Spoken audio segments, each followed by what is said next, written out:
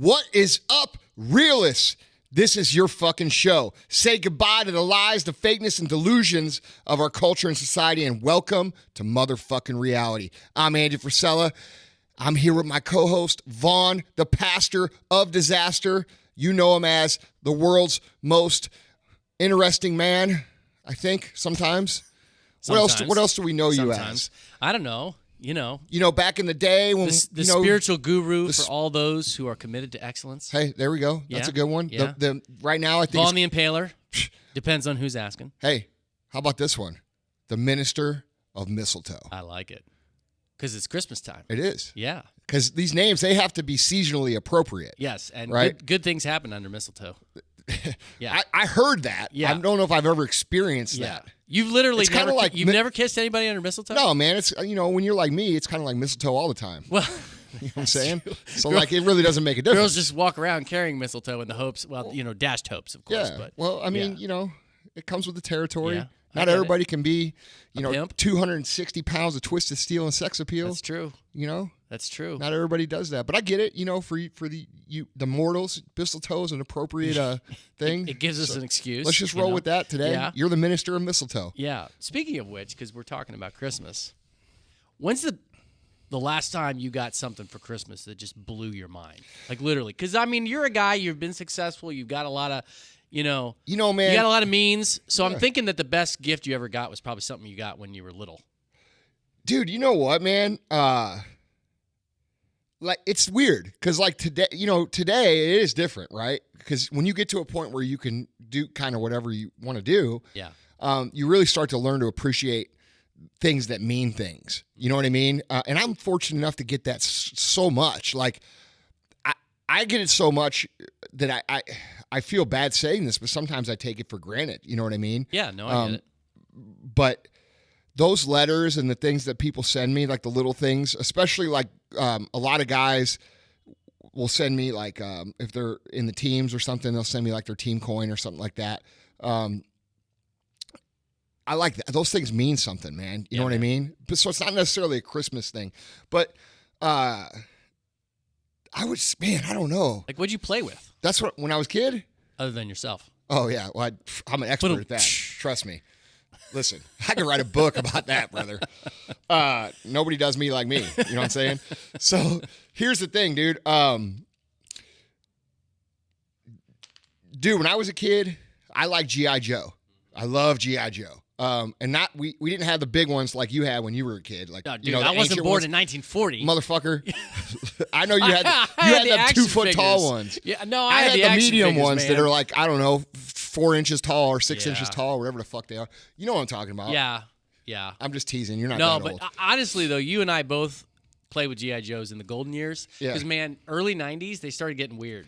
They started getting, really politically correct. Oh, dude, no. I had, G.I. Joe Eco Warriors. Yeah. What the heck? No, I had the dudes that killed other people. Yeah, exactly. I remember I had Snake Eyes, and I had Wild Bill. Yep. And then I had Monkey Wrench. Monkey Wrench was my favorite dude. Yeah. And dude, what I would do at Christmas. So we had this train set around our tree, an LGB train, which is a G scale train. It's a big train. It's the size. The cars are big. Yeah. They're not like the little HO trains. And one of my, I don't know where it came from. It came from one of my dad's friends. HO wasn't your favorite? It is now. I'm just kidding.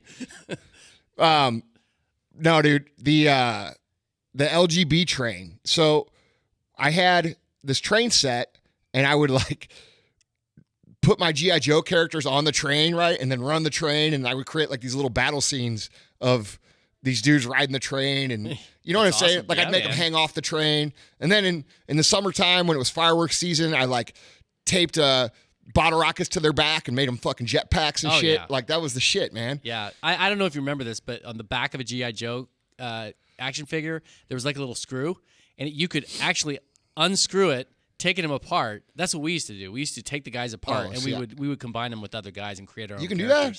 Yeah, man, it was awesome. I didn't know. I never knew that. I just blew them up. Yeah, well, I used to blow up army men. Yeah. Yeah. That was fun. Yeah, but, dude. But I think that was the coolest. Those were always cool, man. I remember getting when I was a kid. I remember getting like one of their vehicles. It was called a Havoc. Dude, I know exactly what All Havoc right. is. All right. So I got one of those. Yeah. It was the shit, dude. Yeah. Like, that was the coolest That thing was ever. like the black tank. Yeah, right? it was like it was like a tank, but not really a tank. But yeah, man. I mean, nothing replaces that kind I of don't stuff. even know what. Honestly, I'm so out of it. I mean, I've got 3 little kids, all under the age of 6, so they're not really playing with like popular toys yet. You know, Yeah. They're still young enough to where they're playing with pretty standard stuff like dolls and stuff. So I don't even know what's popular these days. Like I don't know what your nephew plays with, like Enzo. Oh, well, dude. he's pretty little. He's like just like me and Yeah. Sal were. I just bought him the same LGB train that we had because Sal posted on his Snap that's awesome. that they had a piece of shit train. So I went on Amazon when I was fucked up and ordered like $2,000 worth of fucking train shit. So that should be showing up here any day. That's awesome. Oh man, But I felt like a kid buying it, bro. I was like, oh, that was the one I wanted. That was the one I wanted. Oh, I wanted that one. And now this little fucker's going to have all the shit that I wanted. So hopefully we don't spoil him too I feel bad. like, not to get off on this tangent, but I do feel like so many toys these days are digital, like they're video games. I mean, obviously we play video games. There's nothing wrong with video games. But I feel like kids don't play, like they don't play Army. You used to play Army? No, that's I not played cool Army. anymore. You can't No. do that. No. So If you do that, dude, they send you home from school. They call the fucking police. You used to be able to go into Walmart. For some of you young bucks out there that don't know this, you used to be able to go to Walmart and you could get a plastic M16 that looked exactly like, or an AK-47. Bro, that was like the shit that I wanted all the time. Those were you know kind what of I'm saying? gentler days. Like now they don't. It's not. You can't do that shit no more. No. You know, you fucking. If you did half the shit that I did when I was a kid, they would call the fucking police. Yeah. You know what I'm saying? And we didn't do anything illegal. No. Like the world is fucked up. You know, and like I get it, dude. You don't want your kid running around. Yeah. Learning how to kill other people, but fuck, man, let's keep shit like at least somewhat. Boys are boys. Yeah. And you and I both are big supporters of the police department and law enforcement. I understand also why they went to, they started making those toys to where there was something about the toy that made it clear that it was a toy. Like it had a big red, stopper at the at the end. Because right. what happened back in the 80s is you had little kids with toys and police officers thought they were real guns. That's right. I get so, that. So that makes sense. No, I get it. That's reasonable. I get it. But I mean, dude, it's just crazy. It's crazy to think how, in my opinion, how overcorrected we are now. Yeah. You know what I mean? Yeah, like like okay. hyper. I get it. Like, you probably shouldn't have BB gun wars when you're fucking 9 years old, like we did. Like, we actually shot each other with BB guns. Like not fucking airsoft guns. Yeah. Like you fucking kids out there wearing all that armor and shit with airsoft, you're a bunch of pussies. Yeah. We shot each other with fucking So BB guns. true. You know what I'm saying? It's so true. Don't do that, by the way. I'm not condoning that. Yeah, no. Like I'm Just saying extremely what we did. I'm extremely lucky that I have both eyes. Yeah. But that's the stuff we did. Yeah. We were wild little kids. Well, speaking of guns, which is of course a very controversial topic, but speaking of Not guns, to you me. and I both recently, Not to normal motherfuckers. well, not to normal, that have a that's fucking true. brain. Yeah, that's true.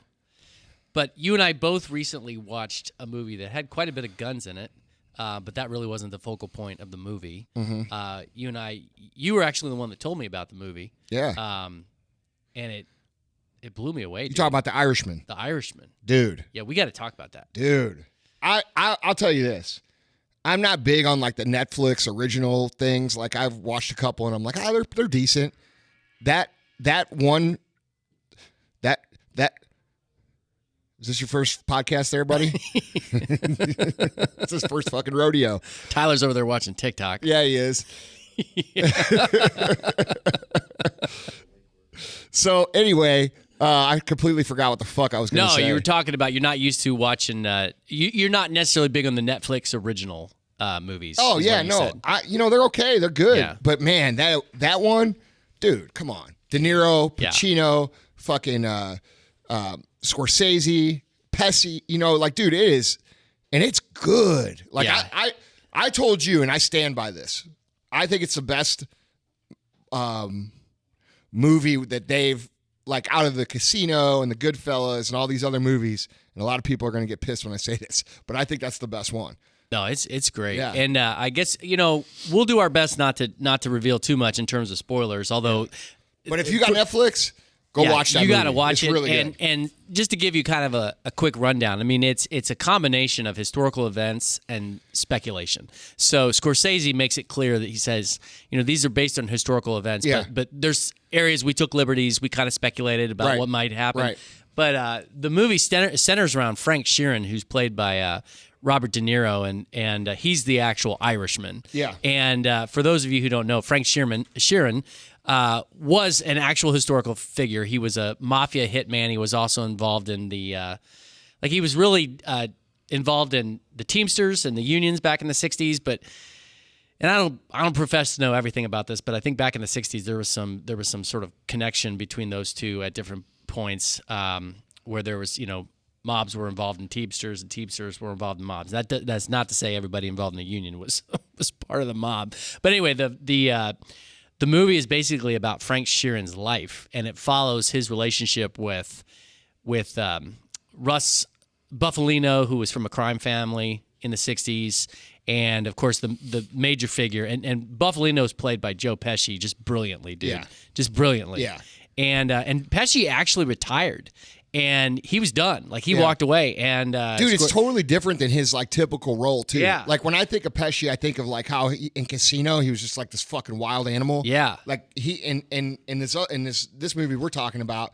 Look, dude, and if you don't want it fucking spoiled, you should probably go watch the movie. And come back go and watch listen. it and come back and listen to this. Because we're going to talk about it because Yeah. there's some good stuff in it. But, dude, he just killed that role. Yeah, he I did. mean, He like did. he makes you like, he makes you like scared. Yeah.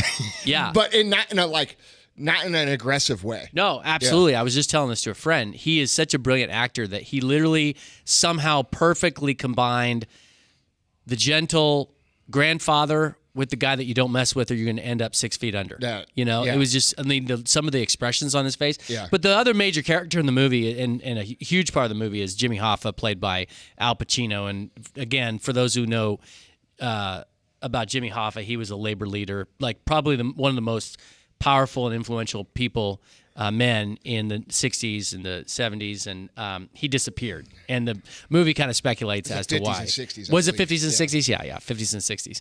But anyway, so what we thought we'd do is let me just let's start just generally. Like, tell me your general thoughts about what you liked about the movie, just themes or ideas or. Well, look, man, that was an era when business was done on honor and respect. You know what I mean? Mm-hmm. A lot of people don't understand that concept. There was a time where there wasn't all these lawsuits and people saying, "Oh, I'm gonna blow you up on social media if they don't like you." Like, that's just not how shit was handled back Right. then. If you fucked with someone, you got dealt with. Right. That was reality.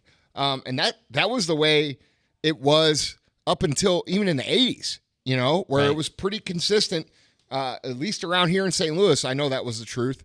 Dude, you don't, Promise and a handshake. that's right. And Yeah. if you fucking violate it, you're in trouble. Yeah. And what's really interesting to me about that is that, because I know. Now, I'm not saying you get killed, but No, I'm no. saying, like, you might end up with a baseball bat to your fucking dome in your garage when you're not expecting it. You know what I mean? No, Stuff like that. no, I totally. I think, and again, it's obviously clearly we're not glorifying the mob or organized crime, but I think what's really interesting about this movie and the culture that it portrays is that you have people doing some pretty horrible things, but there is sort of a code that you don't break. A code of honor that you don't break. Like, there's an integrity involved, keeping your promises, handshake, that sort of thing, being honest with each other. So it's kind of weird because, you think about the different things that, like organized crime, or you think about even in some of the gangs, even in the middle of all of that stuff that we would not agree with, there's some sort of note of honor. And it's really fascinating to me, dude. It's just a fascinating aspect of human life, that you could have a bunch of people who are otherwise doing things. Well, not everything that they were doing was bad. I think it's biblical if you want to really talk about it, because what it is, and people are going to be like, "What the fuck do you talk?" Let me fucking explain here, Jesus, before you start getting pissed off. All right, look. You call me Jesus? No, I'm talking to everybody else who's going to be like, all right. This ain't that kind of podcast. I don't really give a fuck what you think. Right. That was the old show. Yeah, okay. right. So it's biblical, dude. Right? You have a set of standards. You have a code that you live by, and when you violate that code, bad things happen to you. That is the essence of the Bible, right? Wait, listen. It's an ideal. It's a set of ideals, a set of beliefs, of rules, so to speak, that are imposed upon a certain culture to maintain order. That is essentially what the mob is. It's the same thing, okay? Now, people are going to say, why the fuck are you comparing the Bible to the mob? I'm not comparing them. I'm saying they're structured similarly. Right. So we're talking about, a code that is enforced by the threat of bad shit, and it keeps people aligned. That's society. The reason we have so much disorder in society right now is because there's no fucking fear that bad shit's going to happen. When we get someone who commits one of these school shootings or one of these mass murders, the motherfucker may not even go to fucking death row. You know what I'm saying? Dude, if you want order, man, you got to fucking take that motherfucker. You got to make sure he's the right motherfucker. But when you know that he is, you got film of this dude pulling the trigger or whatever he did. That dude should be executed in like 30 days. Right. Right. Due process, make sure it's the right guy. DNA evidence says it's right. Physical evidence says it's right. Witnesses, blah, blah, blah. I understand there's exceptions. But if you've got hard proof that someone did something, they need to be made an example of so that the rest of the people don't think that they're... Because what's happening now is people think that if they get caught doing something, that it's the worst that's going to happen to them is they're going to go to some country club bullshit prison and, live out their days. That's not enough fear to keep people in check. That's the truth. Do-gooders want to argue this shit and say, oh, well, what if he did this? And he was abused as a child, or he was under duress, or he had PT. The motherfucker hurt this person or did that person or did this or that.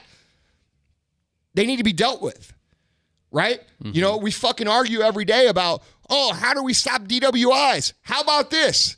Put a fucking law in place. You get caught driving drunk, you go to jail for a year. Nobody would drive drunk. And you know what would happen? The cab companies, the economy, and all the shit that supports that lifestyle would fucking thrive. But why don't they do that? Why don't they do it? I know why. Because none of the lawyers will vote for it because they make all their money defending motherfuckers. That's a good point. All right? So this is another, this is what we talked about in the last episode where we have these ideals and these systems in play that don't serve society, but everybody just accepts them. You know what I mean? Yeah. So I think the way things were run back then is a very relevant topic to dive into in terms of how society is run today.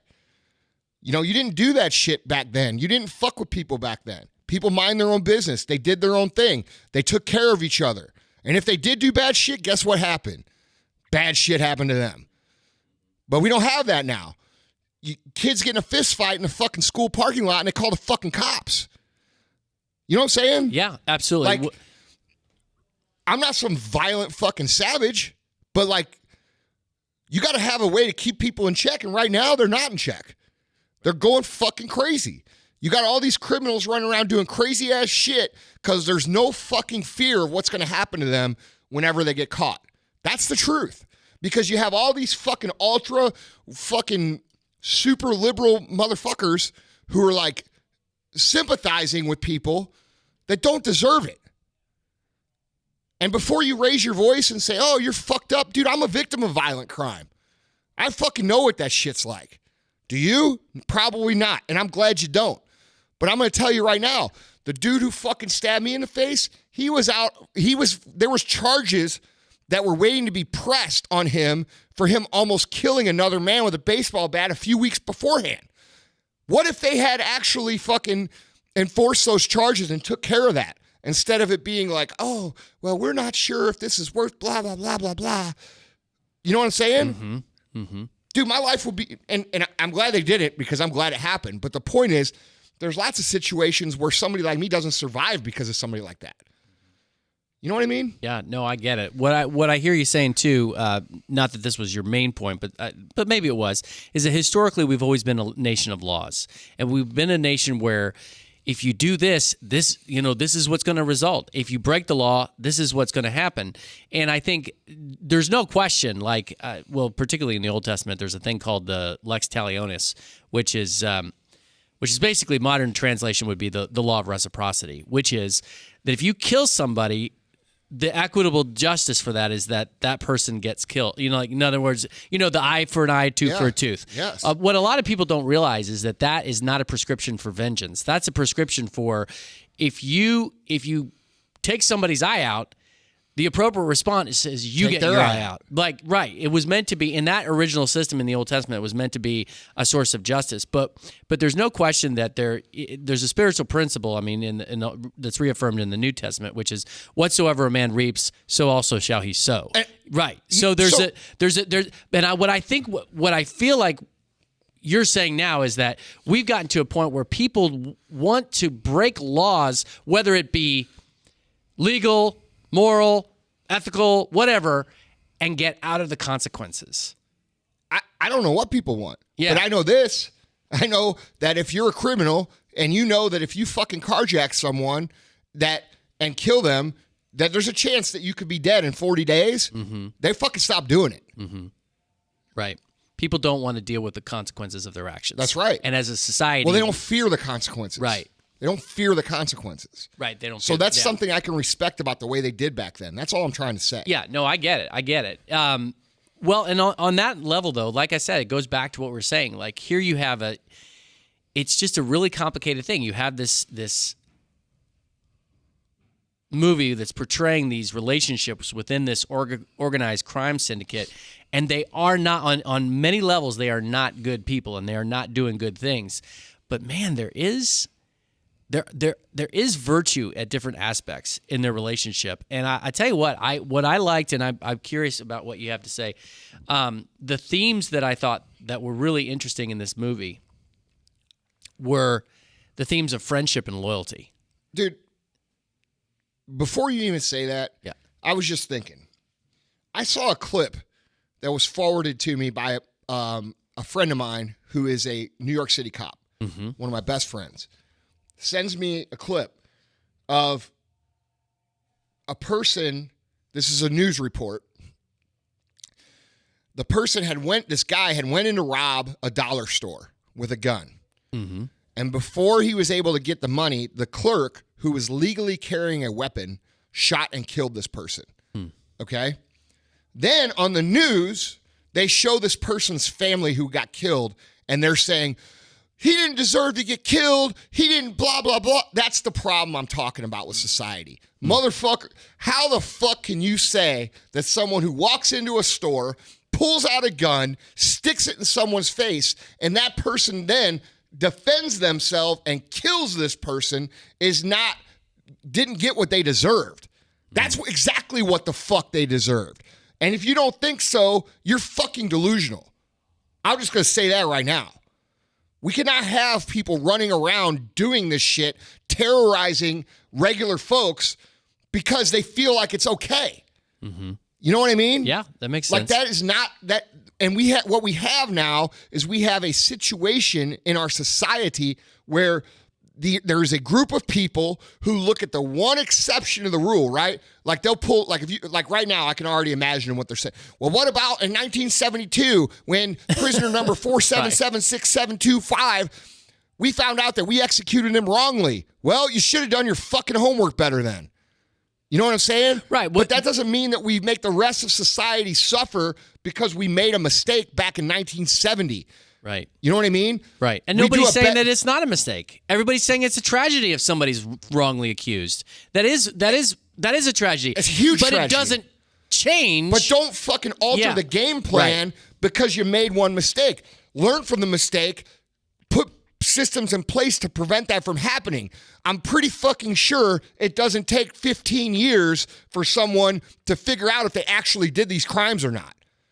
You know what I mean? Let's shorten that 15-year window into, maybe it's not 40 days. Maybe it's 1 year. Maybe it's 2 years. But let's make it short enough to where when people are pulling a gun out of their pocket to stick in someone's face, they're aware enough to know, well, this could be the end of my life in a very short time if I do this. It would make people behave differently. But we have too many people out there that sympathize with people and somehow justify their behavior because they've had zero taste of this in their sheltered little fucking fairy tale life. You see what I'm saying? That's the problem. We got Susie Homemaker, who's been raised in white upper middle class America, who has never experienced any real hardship or had any run-ins with anything real, out in the fucking street picketing for this motherfucker's rights. No, fuck you. That dude don't have no rights. You know what I'm saying? That's how I feel. But then again, what do I know? I'm only the victim of a fucking attempted murder. You know what I'm saying? Yeah. What do I know? So, yeah. I don't care. No, but I hear what you're saying, and it goes down to we're living in a society that increasingly does not want to be held accountable, whether it's breaking the law or, It's entitlement, bro. Right. It's entitlement. It's entitlement. Mm-hmm. I deserve to have this sort of life because I was born. Right. Which is the absolute fucking nonsense. Right. Some people are so entitled, they don't even know they're entitled. You know what I'm saying? Right. Like they're so entitled, they're ignorant. Like I get all these people all the time who are hitting me up and they're saying, "Yeah, fuck these kids. They're so entitled. The millennials are so." No, it's not just the millennials. Where do you think they got that from? Right. They got it from you, motherfucker. Right. They didn't just come up with that idea. They watched you. Right. A lot of the people pointing their finger at millennials should be pointing the finger at themselves. Who raised them? Who set that example? Dude, that's a great point. And it's not, you and I are getting a little older. It's not just, I think millennials are getting older. I'm just saying, it's not, I think the millennials are actually starting to be the generation that's getting older. I don't know what they call the kids in high school these days. I think it's Generation Y. But the point is that, yes, you're right. The dirty little secret. We're going to call them the fucking realist because that's what we're going to make them. That's right. We're going to, Generation Real. But, ooh, I like that. You like that? Generation R. Generation R, yeah. But really, the dirty little secret that nobody wants to talk about, everybody's so down on these kids. Well, who raised them? Who raised them? But that's the entitlement in itself. And listen, do you understand what I'm saying? No, I get it. Yeah. And this is what I would say. Like, I'm a parent. I'm not about to, I'm not quick to judge. Parenting's hard, and I'm not quick to judge other parents. But I will say this. Both as a parent and as a guy that worked with kids for like 10 years as a youth pastor, are there good parents that end up having really crappy kids? Yeah, it happens. Are there kids that end up being really great even though they had really crappy parents? Yeah, it happens. But by and large, good parents produce good kids. By and large. Dude, look, I totally agree. Yeah. And Vaughn, you can break every fucking thing down to general math if we're being honest. Like, if you do certain things with your kids will turn out a certain way. Right. If you do certain things in your career will turn out a certain way. Mm-hmm. The problem is people live in the anomaly zone, so to speak. Right. Right. Like. They take the one circumstance or the one situation where things, like, for example, I run into this all the time because of the entrepreneur fucking whatever you want to call what I've done for the last 5 years space. Like I call it the fucking the circus. Okay. Doing the circus, I've sort of learned a few things about people. And one of the things I see that people do the most when it comes to financial success is they will point at that one situation where like the person did everything right. They grind it out. They did this, they did that, and things still didn't work out. Right. And they'll point to that anomaly and say, well, what about that guy? Well, here's my argument to that. You don't know the whole fucking story. Because I could tell you, because I do, outside of maybe like Tony Robbins and maybe Gary Vee, maybe I've talked to more successful people than probably most people on the fucking planet. So I have a good reference of what the mentality is. And I could tell you, this mentality of pointing at the anomaly as if it's the actual truth is a terrible disease that infects people. Absolutely. They look at, the one situation where, oh, that guy did everything right and his life still sucked. And then what they do that to justify their own lack of action and their own thoughts and their own drive and their own unwillingness to do the actual work, right? So, because if they admitted that, okay, that's an anomaly, that means they have to admit that the reason they are where they are is just because they didn't do what they were supposed to do, right, which is a painful thing to do, right? Absolutely. What you're talking about is a tried and true principle in the history of the American political scene up until recently, which is that all the major philosophers, all the major political theorists always said exceptions make bad policy. You don't make policy based on the exceptions. And you never do that. Most American people, and I can't speak for the people around the globe, but I'm saying most American people do that with their lives. Oh, absolutely. They make policy around the exceptions. Right. Absolutely. With their life. But don't you think, Andy, we do this, I mean, people who don't really take time to think, we do this all the time in our own lives. Like we might, let's say you meet somebody and it's the only person from Poland you've ever met in your life, and that person ends up being a total jerk. Well, then you go around saying, man, all Polish people suck. I'll give you a real life example. Yeah. What's the reputation of French people? Snooty. They're rude. Yeah. Dude, I've been to France like 10 times. I think they're some of the coolest motherfuckers I ever met. Yeah. You know what I'm saying? Yeah, no, that's exactly. But dude, I don't buy into people's rules about things. I like to experience things on my own. So like when someone says, oh, dude, first of all, they're going to tell you every time you go to France, they're going to tell you two fucking things. They're going to tell you, one, the people are snotty and rude. And then they're going to say, two, the girls have long armpit hair. They're going to say those things. The girls don't have good hygiene. Well, I can tell you that both those things are fucking lies. Yeah. Okay? If I had accepted that, which is the stigma around France and their culture, I wouldn't have enjoyed myself the way I did every time I went there. Right. You know what I mean? Right. No, and totally. How many people miss out on their life because of bullshit that Joey and Tony and Bobby from the old neighborhood tell them about life when those three motherfuckers don't know shit?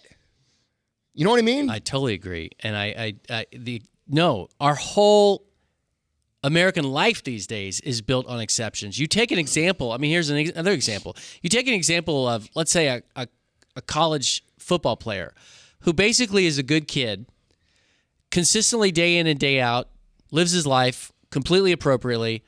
Oh, but then they find out that at some point during his 8th grade year, he used a racial slur on Twitter. That's the exception, not the consistent tenor of his life. Right. And yet, what do people do? They fucking destroy him. They destroy him. Yeah. They use the exception basically to draw. Like none of the motherfuckers who fucking are out there destroying him have ever done anything that they regret at fucking 12 years old. Right. But that's how we. I'm not excusing people's ignorance, obviously, but let's be fucking real. No. Every motherfucker listening right now, all of you, have said shit in private that you would not say in public. Oh, all of you have. Absolutely. Because you know that you would be destroyed for it. I've never jumped on someone's bandwagon to tear someone down, no matter what the fuck they did, because I know that, you know what? I'd be a hypocrite if I did that, because I've done shit when I was younger that I was embarrassed of. I've done shit when I'm older that I was embarrassed of. Right. Everybody does shit they're embarrassed of.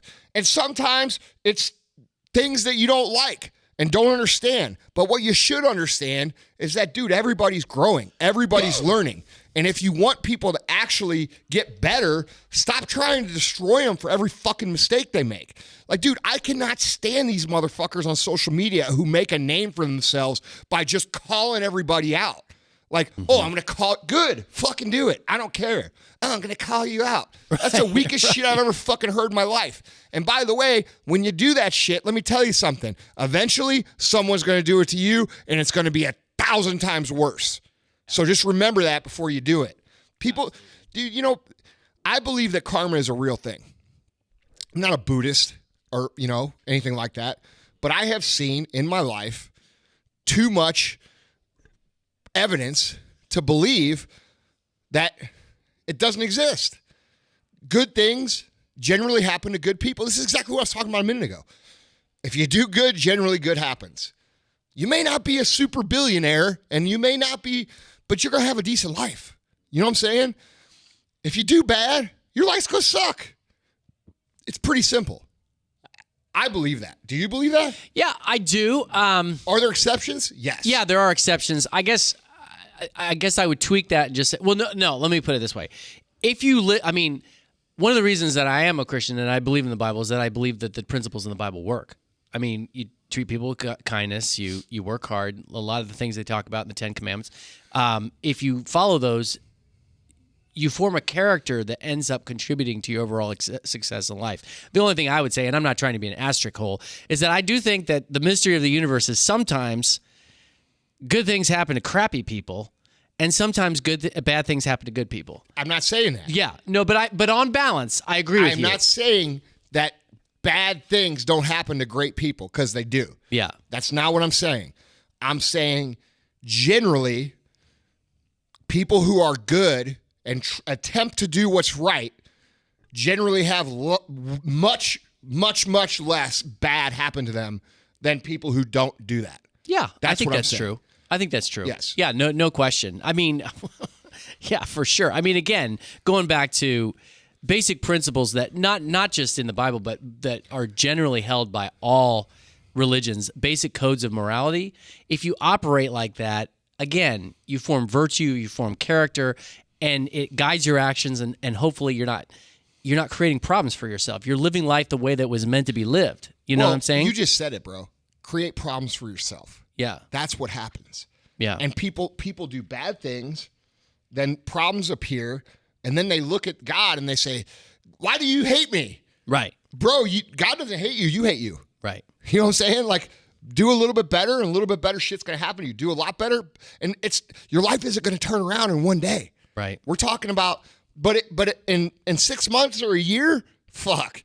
I've seen it happen. I have seen people completely transform their lives. Right. Dude, I've seen people who were multi-millionaires, kicking ass and everything, not living really that good, lose everything, change their life around, and come back even better. I've seen it over and over. So I can't, you could point out all the little exceptions to that you want to, but you're not going to convince me that karma isn't real. You know what I mean? No, I hear you. So as you're talking, I'm just thinking about going back to the movie. You know, we talked about how the theme is that your actions have consequences. You're held accountable for certain things, and then we sort of transitioned into just this discussion that, you know, the media, popular culture, we want to treat people like if they do something wrong, that just defines them, right? Like I use the example of the kid in the college football team or whatever. But what I love about this movie is that it really does show that human beings are pretty complex creatures. Like, all of us have a really good quality to ourselves, but I think we all have demons too.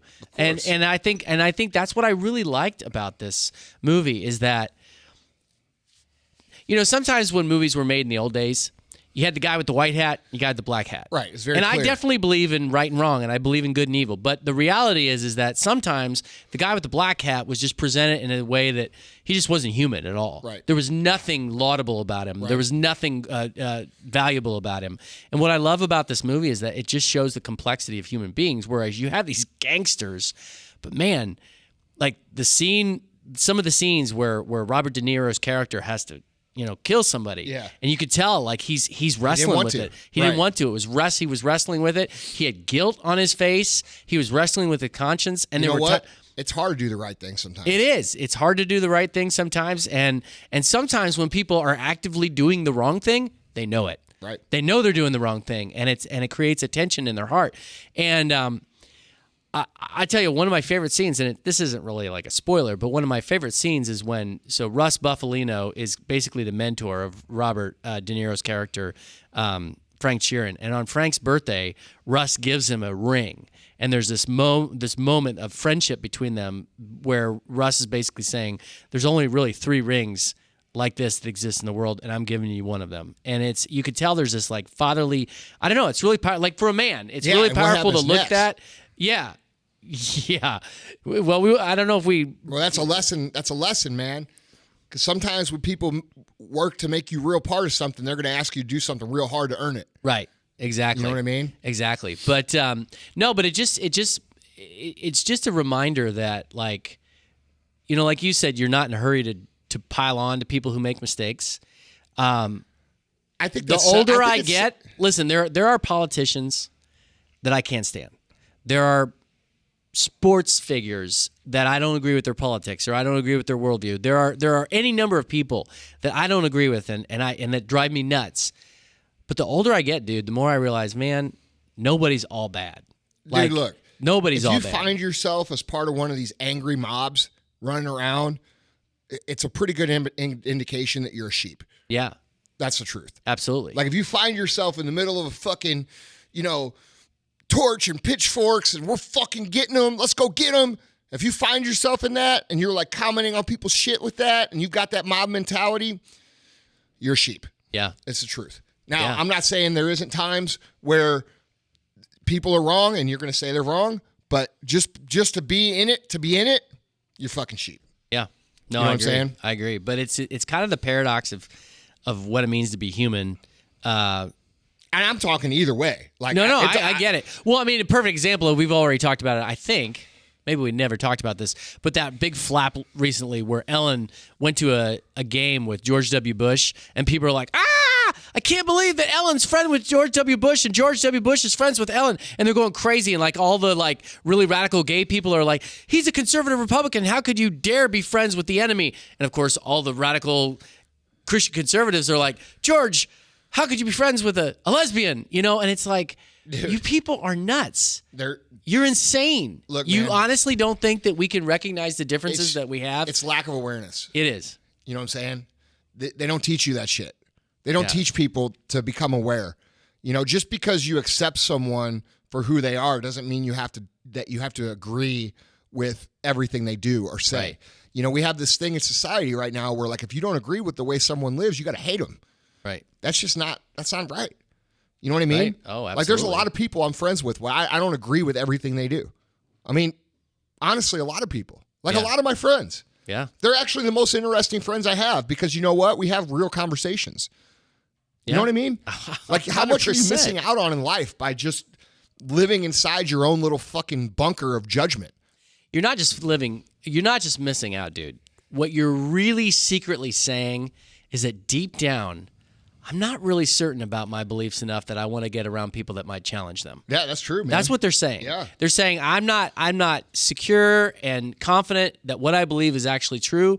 So I'm just going to surround myself with everybody who agrees with me. Vaughn, we don't have look, I mean, unless it's under the context of comedy, you really can't say anything anymore without people getting pissed. No. And even under the context of comedy, yeah, Jerry Seinfeld said that he was no longer going to go to college campuses because people were they're ridiculous. He can't say anything without people getting bent out of shape. Those people are going to have a hard time making it in real world. Yeah. Because guess what? You're going to have to work with fucking black people. You're going to have to work with white people. You're going to have to work with gay people. You're going to have to work with fucking trans people. You're going to have to work with all different kinds of people. And if you can't tolerate that, then you're fucked because that's reality. You know what I'm saying? Like, dude, there is a lot of people in my network that don't necessarily share my exact same beliefs about the world, right? Mm-hmm. Okay, cool. Right. We can still have some beers. Right. You know what I'm saying? Like, let's talk about it. Right. Like, dude, I just wish people were more able to have real discussions without having to attack other people. That's a big thing on social media culture, right? Like it's not, how many people do you see comment like this? Hey man, I see what you're trying to say, but I always kind of thought of it like this. What do you think about that? Like you don't see that. Yeah. What do you see? Dude, you're a fucking asshole. Right. Fuck you. Right. You're a moron. Unfollow. Good. Yeah, right. Good. Like, thank you. See ya, bitch. Yeah. Like, I don't care. But that's the point, you know? Like, we have this culture now that can't even communicate on a regular level. Yeah. Like, hey, dude, I get it. You're different. And like, how boring would it fucking be if everybody shared the same beliefs? I mean, God. Yeah. You know? No, I get it, man. It's exhausting. Like, it is is exhausting. It's exhausting. It is. Everybody here knows what I'm talking about. Like, it's exhausting to go to a party now. Why? Because you're going to have those two fucking drunk motherfuckers that think they know everything about everything pushing their shit onto you the whole time. It happens every time. It does. Every fucking, you know why I stay at my house? Because I don't want to go out and deal with those two motherfuckers who are going to drink, you know, it's Susie Mom Minivan, the person I'm talking about here. They're going to drink a gallon of fucking wine, and then they're going to tell you all about the real world when they haven't done fucking shit. Mm-hmm. Mm-hmm. Okay, I'm sorry. I don't want to hear your fucking point of view. You're a moron. Right. The other thing that they do is that they try to find, like, if you're saying something that challenges them and challenges the way they think. You're attacking them. Well, not just that. I'm telling you, because I've dealt with this a lot. They'll try to find something about you that they find objectionable so that they can therefore disregard everything you say. Right. So and this happens all the time. I'm learning. I don't know what you're talking about. This happens to me all the time. When I fucking write children's books, I don't have any kids. So Right. people say, Right. Who the fuck you think you are? You don't have any kids. Well, you know what, motherfucker? I've raised more kids than you'll ever fucking raise. Right. Because I've raised thousands of fucking 17 to 20-year-old kids inside my company. And I've had to fix all your stupid shit. Right. So yeah, I have a pretty good perspective on how the fuck you're doing things. Right. And by the way, you're the reason I don't have any kids. Right. Because I don't want to have to spend all my time in the fucking, the fucking carpool line talking to you about the neighborhood fucking bull. I don't give a shit. Right. You know what I mean? Right. Like, I want to talk to you. Right. Oh, Andy, you think you're better than everybody? No, I don't. No. I just don't want to talk to your fucking stupid ass. Right. Right. Well, I saw some girl railing on social media the other day about Plato, you know, the philosopher Plato, whose I writings. thought you said Play-Doh. No, I'm like, Plato. break it the fuck out, man. So the philosopher Plato, make some snakes. who's so many of his writings are like foundational to the ideals of Western culture and government and philosophy and all this. But you know what she was saying? Oh, he's a misogynist because in one passage he said that a man should rule over a woman. Okay, so here's the reality. So he was wrong on that point.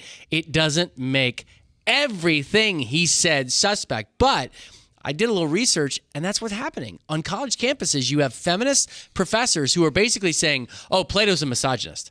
We can't listen to anything he said because he hated women. I don't understand the whole feminist thing, to be completely honest. Like, I don't really. I've tried to ask about it, and the responses I get are so out. I can't grasp it because they always say the same thing.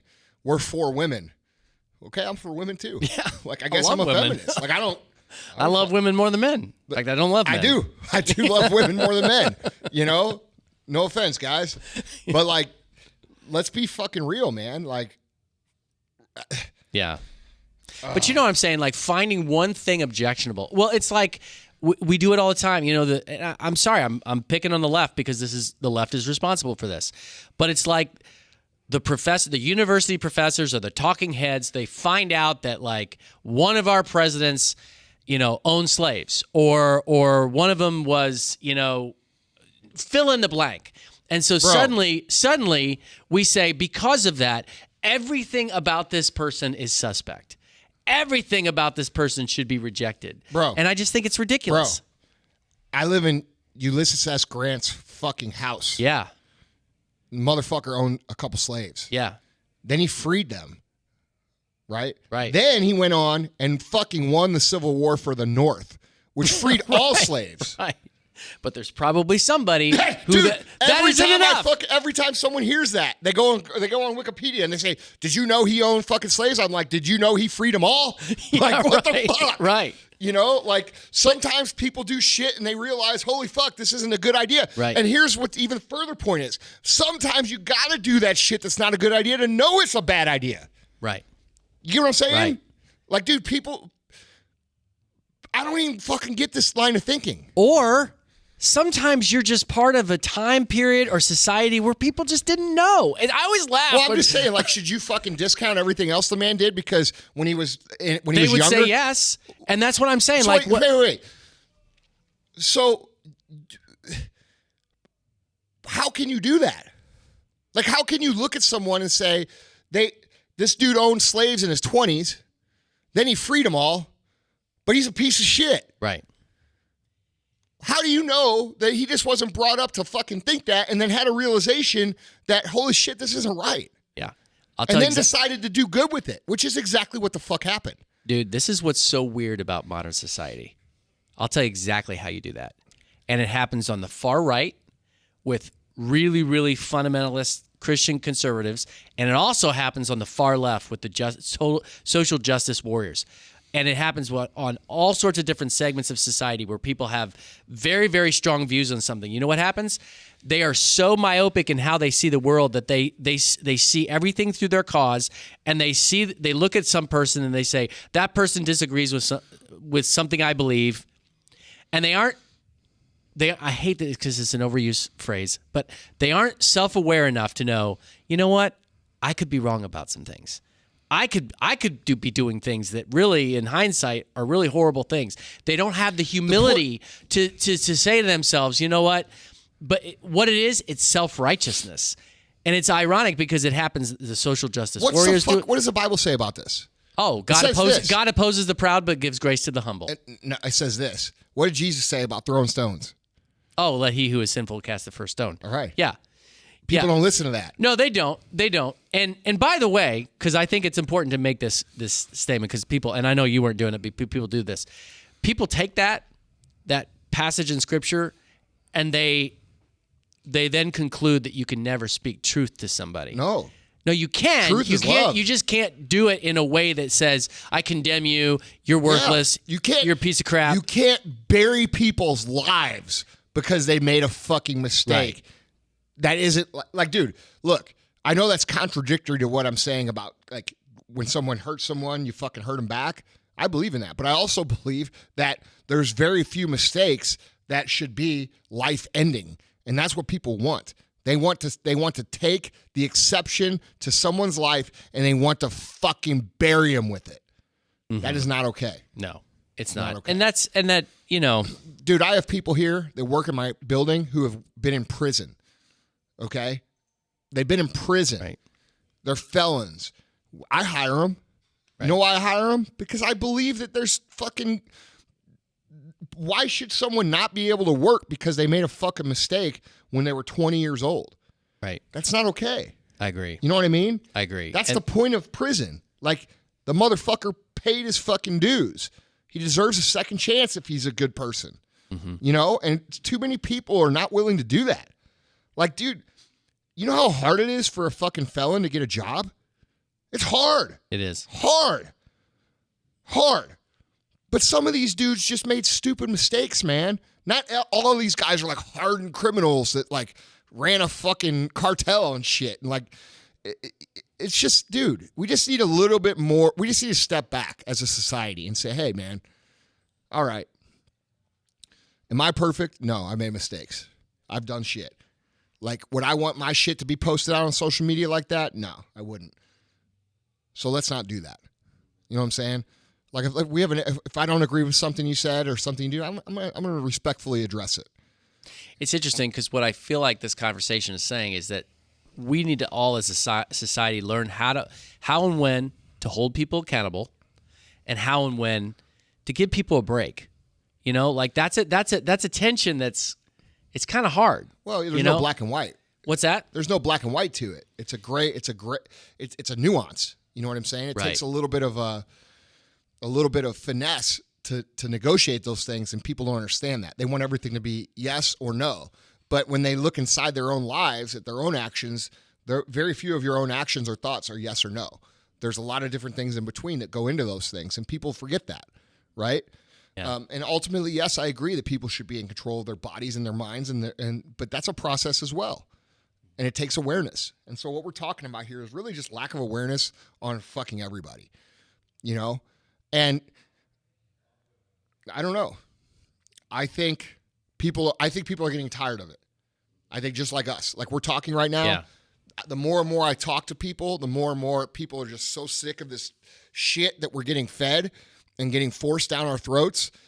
You go around the real world. There's not like this crazy fucking tension between everybody. It's not real. It's just fake. It's fake shit they want you to believe so that you watch. Right. And it's sad because, dude, it's hurting people. It's hurting society. It's hurting culture, and it's making, I don't know, it's making people feel like they're really suffocating because like now you can't even express yourself unless you're expressing yourself under a certain narrative that fits the media's narrative. And if you don't express yourself in that narrative, then all of a sudden you're the devil, and they're going to use their power to flex on you. And this goes from traditional media to social media. It's that whole mob mentality. You know what I mean? Right. Dude, it happened to me. It's happened to me before on social where people have, I said something on the podcast, the old podcast, or I said something in a status or a story. And then, somebody takes it to their little focus group way over here. And then they get all their friends to come over and fucking like, dude, fuck off with that shit. Right. Like that shit is over. Nobody's scared of that shit no more. Right. You know what I'm saying? I agree. I think more and more people are just going to say, like, listen, if people are going to get up in arms about everything, then I'm not going to really worry about what I say. You know what I'm saying? That's right. Yeah. I think more and more you're going to have. Well, that's a big part of why we're even doing this show. Yeah.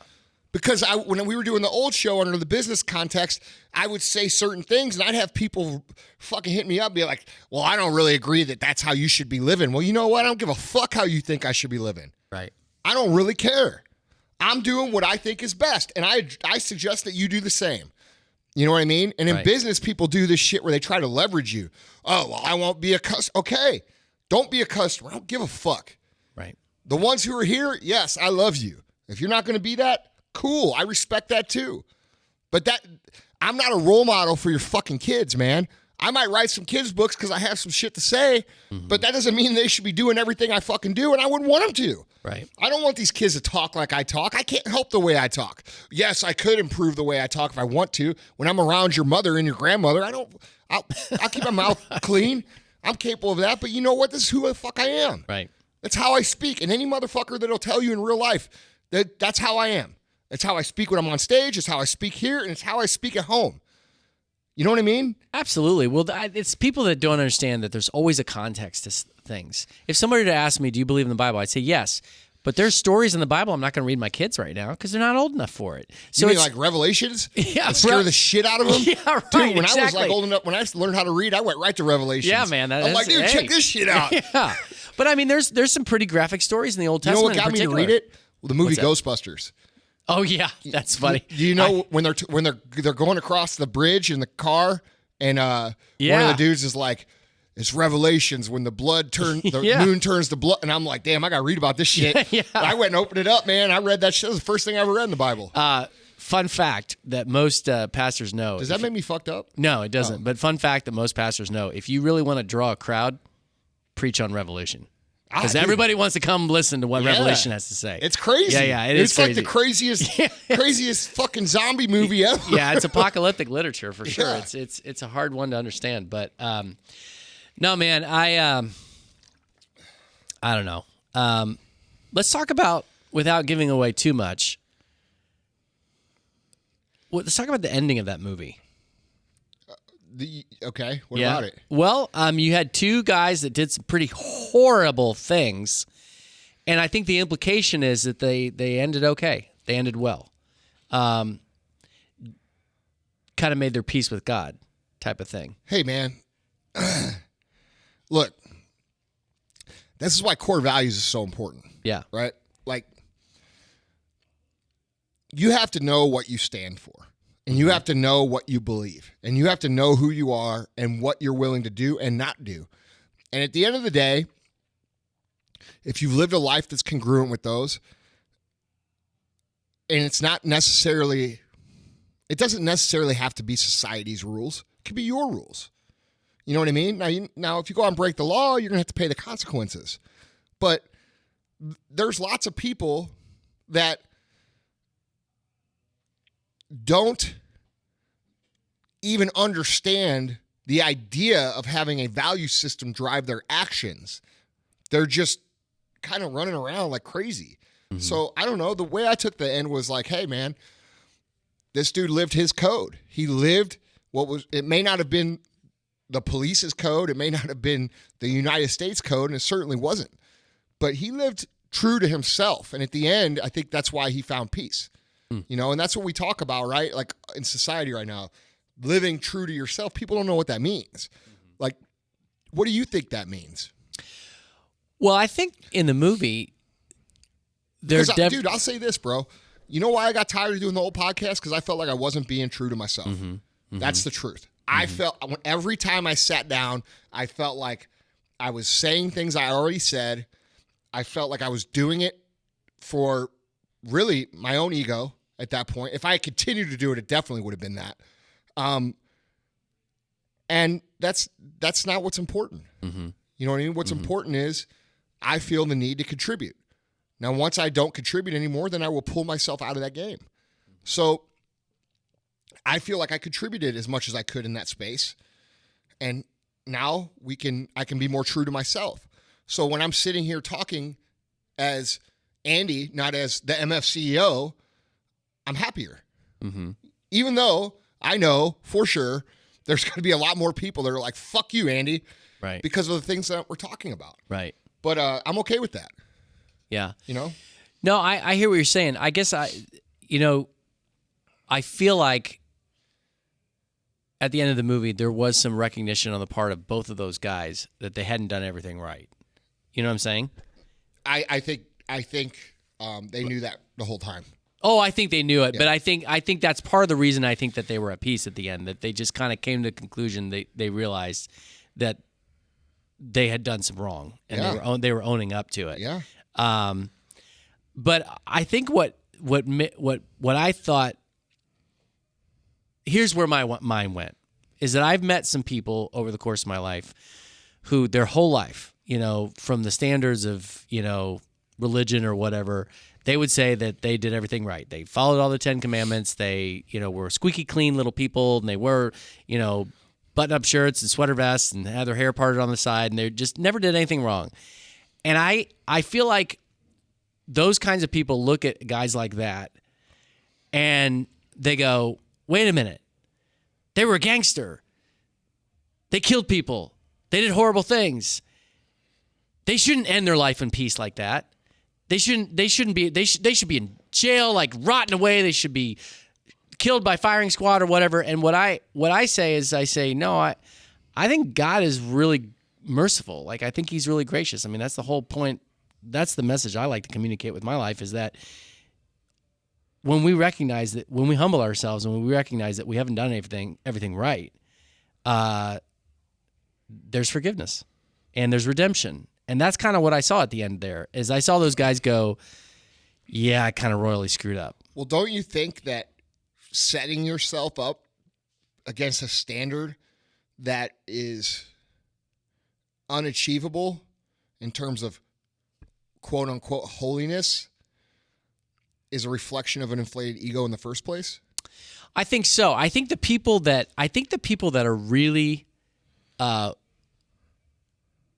we'll use the word holiness. I think the people who are really holy. Yeah, no. But I think there's a difference between people who seek to be quote unquote holy just because they want to look good to other people, and then there's the people who seek to cultivate virtue and holiness in their life simply because they love God and they love other people.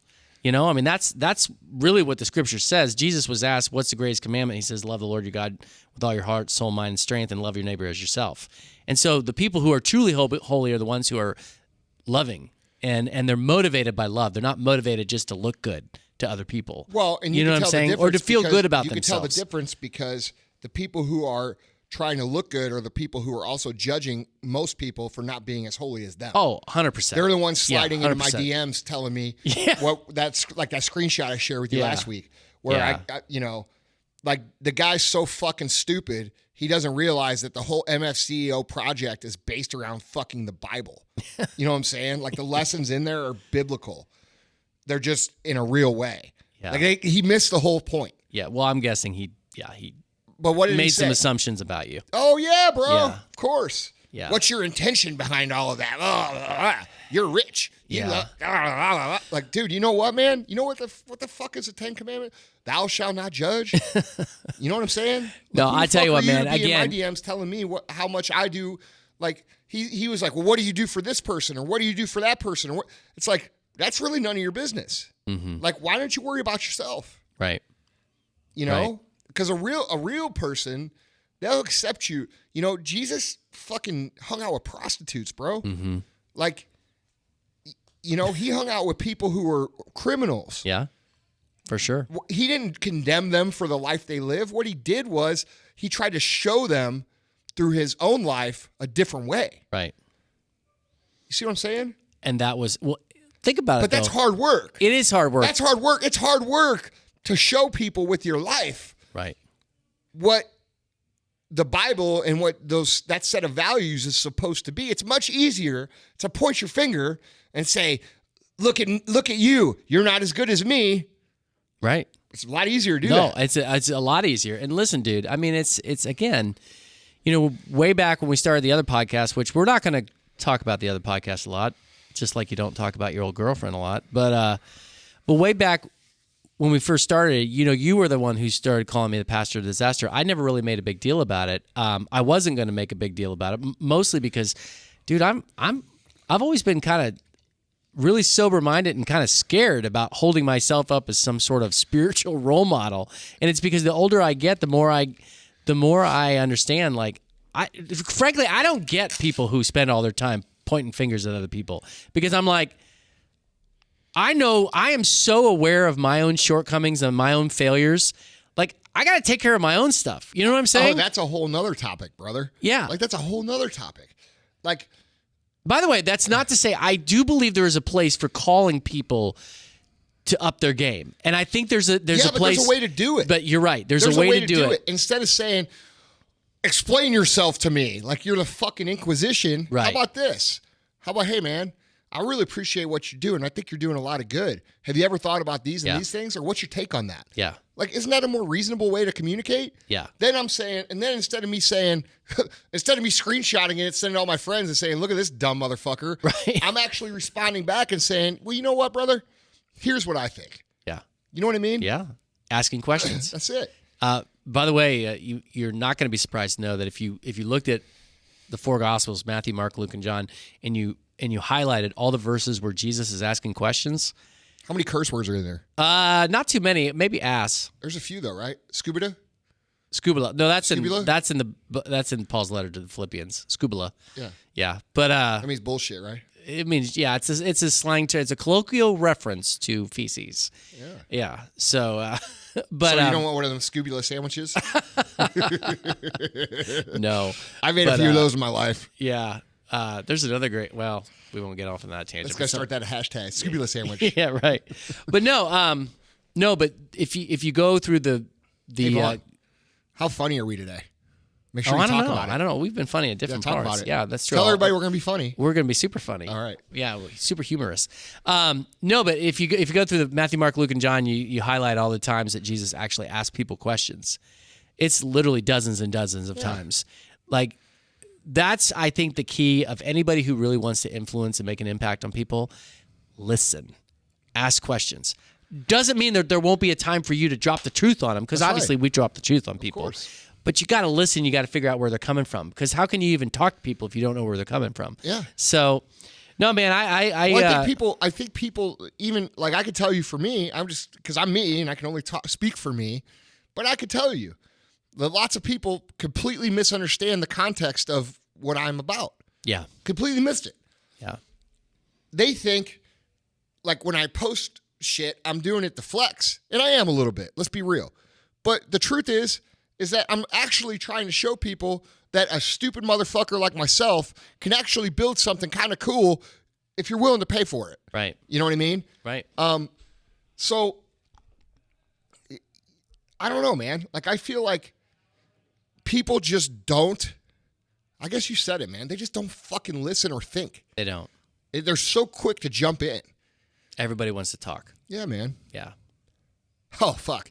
And I tell you what, that little clown circus in the entrepreneur space is full of that shit. It is. Oh, my God. Like, dude, I can't even, it's just an ego fest is what it's turned into. You know, who can yell the loudest? Who could say the most catchy shit? You know, that's not even catchy. Like, No. you know, and who could speak the most confusing shit to people that makes them ask questions so they get more engaged. Like, it's just ridiculous. It is. You know, hey, let me confuse people so I can get more engagement on my post.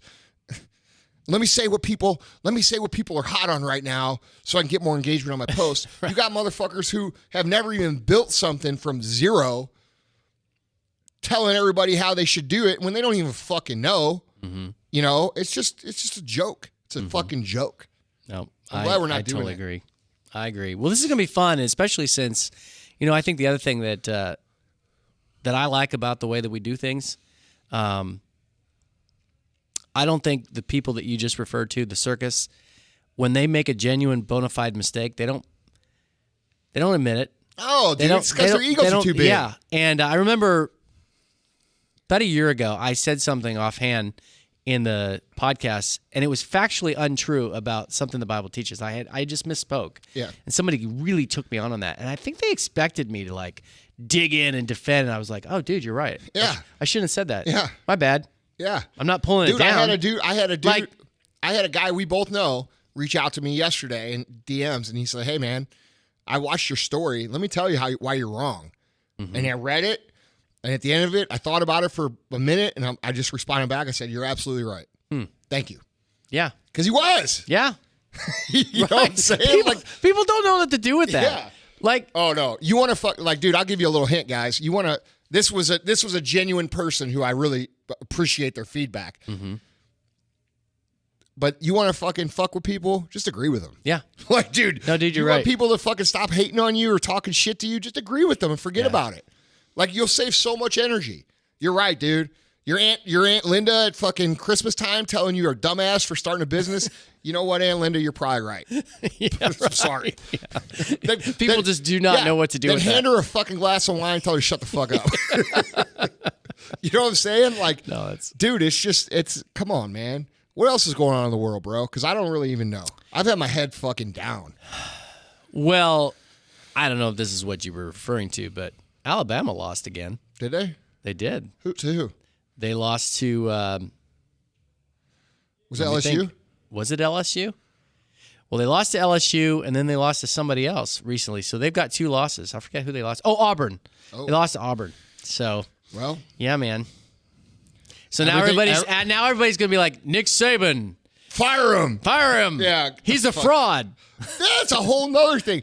But it's true. Dude, how many of these dumb fucking athletic directors out there are firing coaches because they lost 1 or 2 games? Yeah. And it's like, bro, you don't realize what you have. Like, Yeah. you got a fucking Clydesdale there. Yeah. And you just trade him in for a fucking donkey. Yeah. You know, because the press was putting pressure on you. Fuck the press. Yeah. Well, I think it's interesting. I actually sort of have a long-standing appreciation and respect for the University of Nebraska, their football program. Yeah. But way back in like 2000 or 1999, I forget when, they fired Frank Solich for going 9-3. Yeah, now look at him. And right. And literally, I mean, they had some good years under Bo Pelini for a little while, but basically Nebraska's never been the same. No. Ever.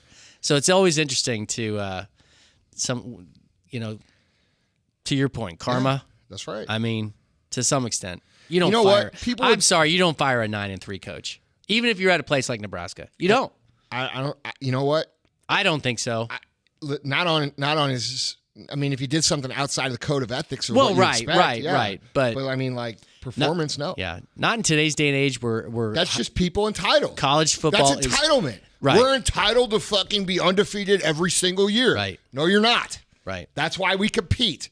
Sometimes you execute, sometimes you don't. I don't see that how that, now if you have a coach who was undefeated for 7 years in a row and then they went fucking, 2 and fucking 11, now we're talking a different story. What's going on? You smoking crack, bro? You know what I mean? Right. You better start drug testing people. Right. But I'm just saying, people are fucking crazy. Exactly. Now, I will say, I don't want to assume. What is this? We're talking about common sense here. Yeah. We're talking about we're talking about an absence of logic. Mm-hmm. Like, where the fuck is the logic? There is none.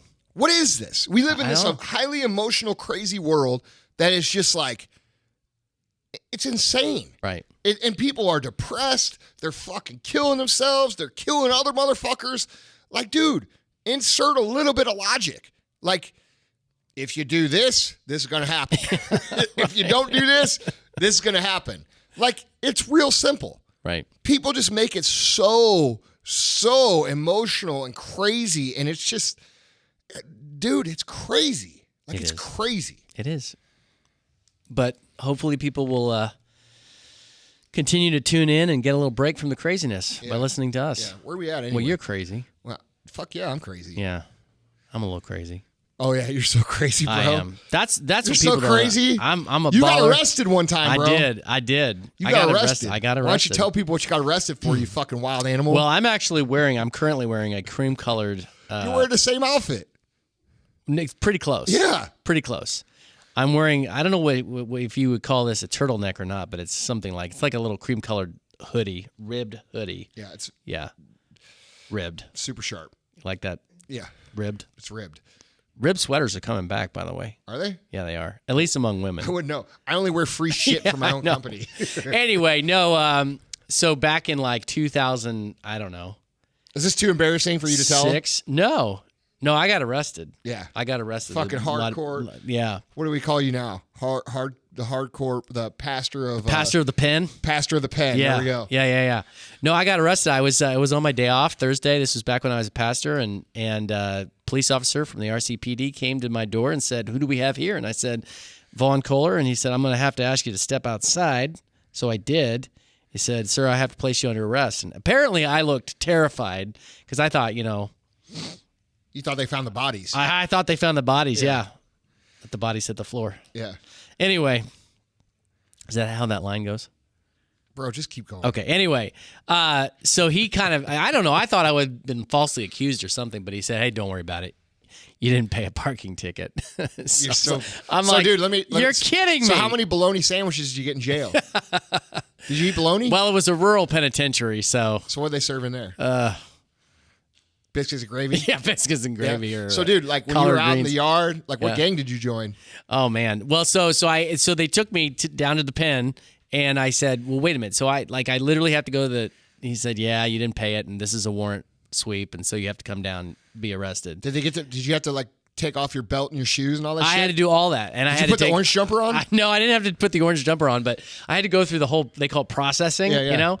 And so I was taking all the stuff out of my pockets, and I don't, I had just all the guns and stuff. I had all the guns, and I had all the wads of cash and stuff, and the what do you call it, the brass knuckles and stuff, So you're laying all this shit out on the table. What? Right? What are they? It's they're crazy. Just like, oh, it's cool because no. You're So wrong? the guy looks at me and he says, "Okay, name," and I said name, and he goes, acts like he knows me. He goes, "Profession," and I said, "Pastor." And he burst into laughter. He's like, "I knew I recognized you." He's like, bullshit. No, he did. He did. No. Yeah. No. It was a lieutenant from. This guy went to your church. I got another story. Yeah, God, but dude, but come on. But he goes.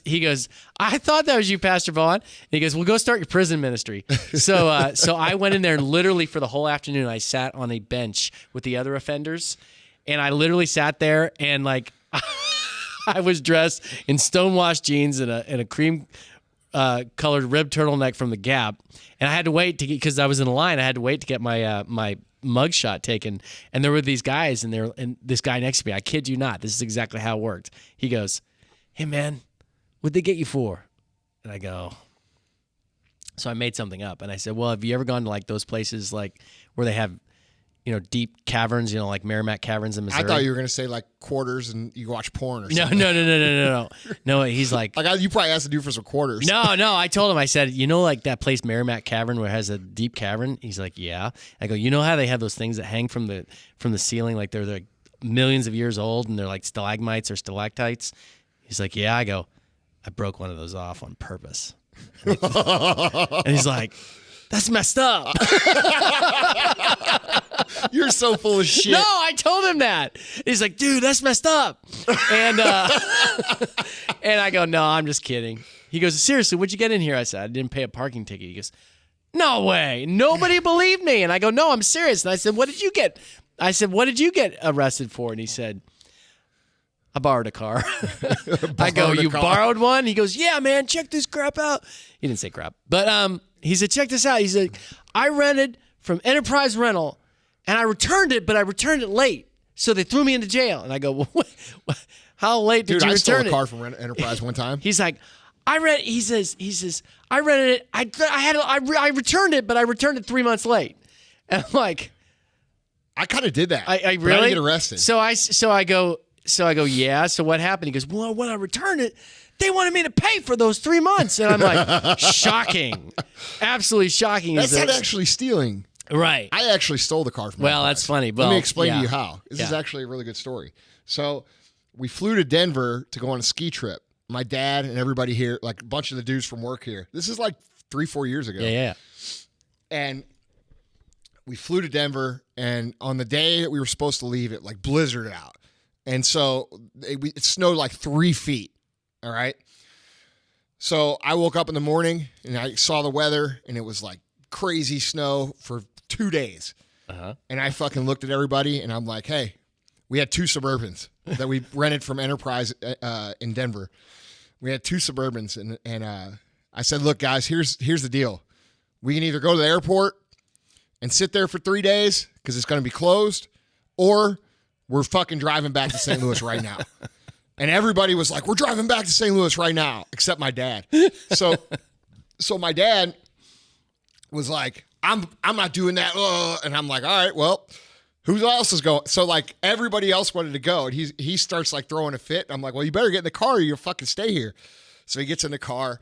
So we're driving. This is actually a crazy ass story. It's like not crazy, but just funny. Right. So weed is legal in Colorado, right? So fucking we're driving down. I'm speeding because it's like just starting to snow. I'm trying to get through the snow until we get through it so we can not get caught in it, right? So we're driving pretty fast. And we're both driving matching Suburbans. So they're white, both white Suburbans. So I'm driving like 90, and then my buddy Scott is driving behind me at like, I don't know, like 4 or 5 car lengths behind me. Right. So he had some weed on him that he bought at one of the weed stores there in Denver, or wherever we were skiing, right? So we're fucking going through the Eisenhower Tunnel, and there's a cop. And I passed the cop, all right? And he's like, looks up, he sees me speeding, he flips on his lights, and while he's like doing the seatbelt or whatever, Scott follows me. So the cop didn't realize that there was 2 different cars. You see what I'm saying? Huh. So he goes and pulls Scott over thinking it was me that went by him because it was the same car. So Scott throws his fucking weed out the window, okay? And the cop sees it. The cop sees him do it. So this happened recently? Yeah, it's like 3 years ago. So fucking the cop pulls Scott over, and I see that he got pulled over, but I went up the road a little bit. Right. Yeah, a true friend. So the cop picks up the fucking weed and fucking brings it back to the window. He's like, here you go, sir. You dropped something out your window. Because it's fucking legal. You know what I'm saying? That's hilarious. So then, dude, we fucking, the cop was cool, and I think he wrote him a speeding ticket or something, funny. which he didn't even do because it was me. So then we drove back to St. Louis in these cars that were from fucking Enterprise Airport in Denver. We drove them all the way to St. Louis and basically stole them from the Enterprise. We took them there, and I dropped them off at the Enterprise up here on Lindbergh, and my brother-in-law actually worked there, so I fucking called him, and I'm like, hey, bro, I did this thing. I need you to fucking handle it. So, dude, he figured it out, and we had to pay like a couple grand or something to make it right. But, dude, sometimes you got to steal a car. Dude. Sometimes you got to steal a car. Sometimes you got to throw your weed out the window when it's legal. That is sometimes funny. Old habits don't die. I tell you. So one more. So I am. This is bad. I occasionally socially drink, but I don't drink too much. You know? You fucking liar. No, I know. You're the one. You're the one that says you did 31 shots. Well, I did, and I actually I'm going to prove that at some point. How? Because I'm going to. You can only drink like 4 shots. So how are you going to get 31? No. I'm going to actually produce the evidence of the girl that was with me when I drank 31 shots. No, Yeah. But anyway, regardless.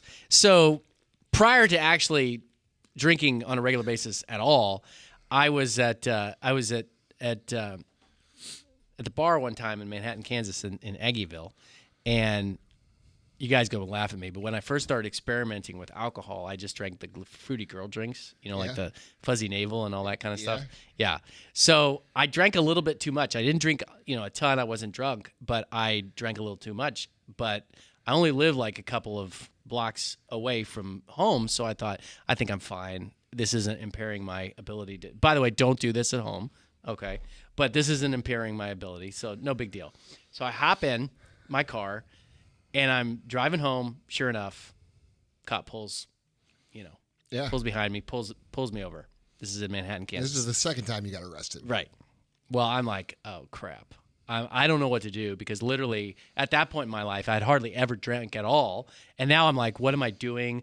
Am I going to pass a breathalyzer? I'm going to get fired. All this horrible stuff's going to happen.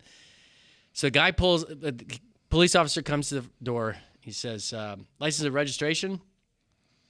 And I say, okay, I know I'm not supposed to do this, but I think I've drank too much. Of course you did. And I just said, I promise you I never drink, but I hardly ever drink, and I drank too much, and I'm a pastor. Or no, I didn't say I was a pastor. And I said, and I promise you, and I live real close, and I did everything that they tell you not to do, right? Yeah. So the police officer says, well, let me see your license and registration. So I hand it to him. He checks it, comes back. He says, all right, you live close? I said, yeah. He said, I want you to follow me. Okay? That was cool. Yeah. So he follows me.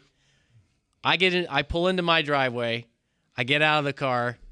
I get out of the car. He walks up to me and he says, don't you ever effing do anything like that again. I said, I won't. And he goes, and by the way, that was a great sermon last week, Pastor. You're so full of shit. No. You making that up. Totally true. Totally true. That's awesome. Yeah. He was like, that was a great sermon. Don't ever do it again. Hey, you know what? You're good. That's good karma. Yeah, right. You know? Well, that's the grace of God is what it is. Yeah. Well, so, I mean, anyway. you just pull out the God card to get out of your own trouble, Well, and the truth is I really so that's how you roll. I don't know if I would. So like when you get in trouble, you just say, well, I'm fucking, God's my boy. Yeah, God's my boy. And it works? Right, exactly. That's the deal? Yeah. All right. Or I could say, well, listen, as a minister, I'm just not bound by the laws of men, Yeah, I bet that wouldn't have worked Yeah, as well. that probably wouldn't have worked either, but in any case. No, so I'm not encouraging drinking and driving for those people out there who think I am.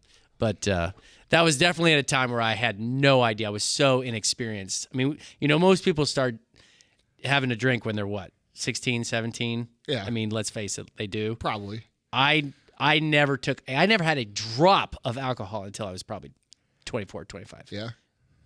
And so how did the alcohol progress? Because I mean, now you're just like this hardcore right on the beast. Yeah, gangster people are going to think I hardly ever drink. In fact, I will not be drinking. When was the first time you smoked crack, bro? Yeah. Smoke crack with me, bro. I don't vote Democrat. Huh? No, sorry. Dude, no. that scene in The Wolf of Wall Street, smoke crack with me, bro. Dude, I felt dirty after I watched the movie. I had to dude. take a shower. I rented a movie theater out and took my whole company. Did you really? Fucking right, That's I did. funny. I think That's it's one of the funny. funniest fucking movies I've ever seen in my life. It's got its moments. I don't know, but no. Dude, you know what? But I'm going back to, I'm kind of like you with when it comes to the alcohol these days. I hardly ever drink at all. Yeah. It's just I don't need it I just anymore, don't feel bro. good. I don't need it. Yeah, I don't either. For me, with battling the mental issues that I have to battle, with depression and things like that, I've just accepted that it's just not good for me. Yeah. because the 3 or 4 days after I drink, I feel really bad. Yeah. Not hungover. I'm talking about like depressed. Yeah. No. Yeah. And I still drink. I don't condemn drinking. It's just it's not good for me. Right. You know what I'm saying? Yeah. I still love to drink, and I still will. Yeah. But I'm more careful about when I choose to indulge in the beautiful substance known as tequila. Yeah. Yeah. Yeah. For me, it's exception, not the rule. Occasionally I'll enjoy it, but.